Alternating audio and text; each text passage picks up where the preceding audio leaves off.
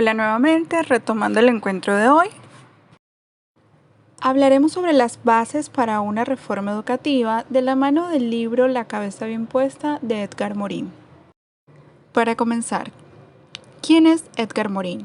Es un filósofo y sociólogo francés nacido el 8 de julio de 1921, fundador del pensamiento complejo y autor del libro La cabeza bien puesta.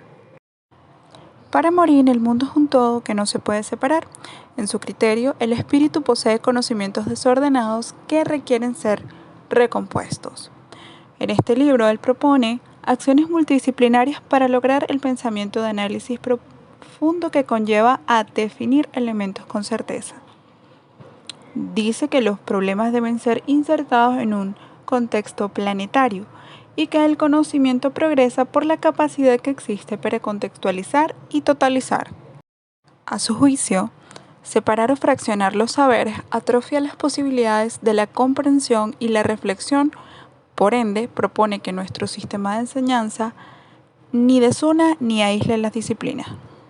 Enumera 3 desafíos para organizar el saber. El primero es el cultural, que favorece la integración personal de los conocimientos al estimular la reflexión sobre el saber.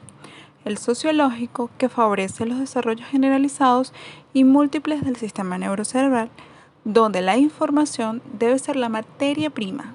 El conocimiento se debe reconsultar por el pensamiento y el pensamiento es la capital más preciada del individuo y de la sociedad. Por otro lado está el cívico.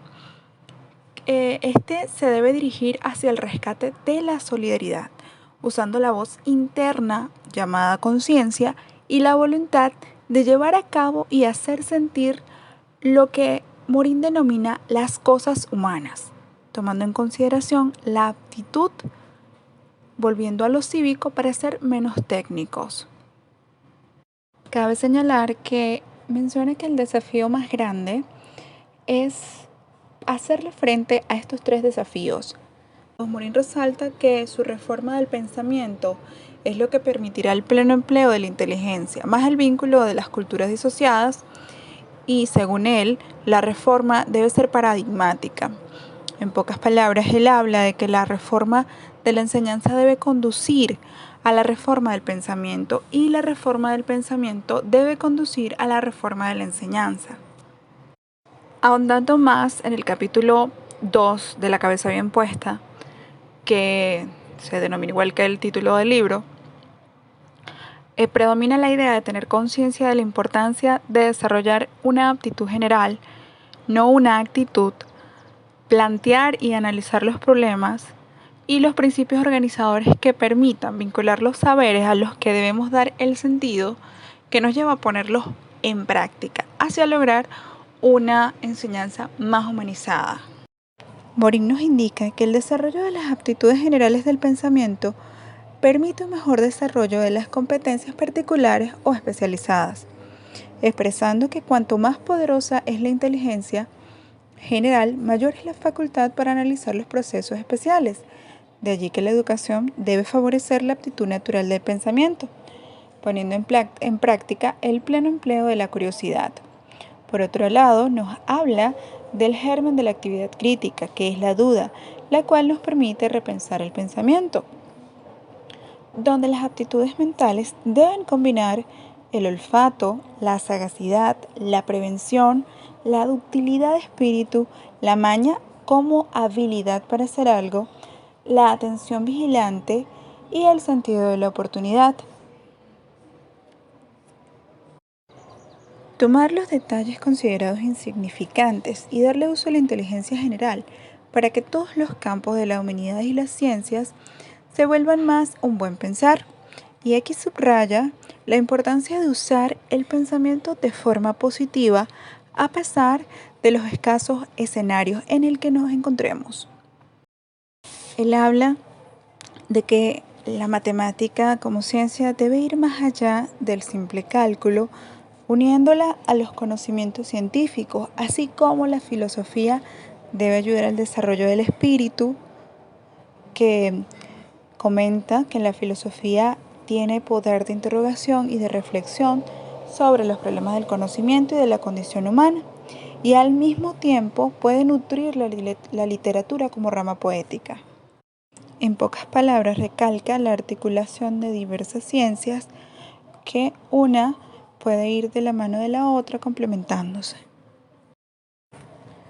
Ahora bien, la organización de los conocimientos. Una cabeza bien puesta para Morín debe estar apta para organizar sus conocimientos, con el fin de evitar una acumulación de datos innecesarios que hacen que no trascendamos en nuestros proyectos, es decir, un pequeño filtro. Por tanto, el docente debe tener claro que el conocimiento implica la traducción de las señales, los signos, los símbolos, en representaciones, ideas, teorías y discursos. Se trata más bien de reconocer la unidad dentro de lo diverso dentro de la unidad y reconocer luego, por ejemplo, la unidad humana a través de las diversidades individuales y culturales. Lo local con lo global. Ponemos en práctica en el sistema educativo lo anterior.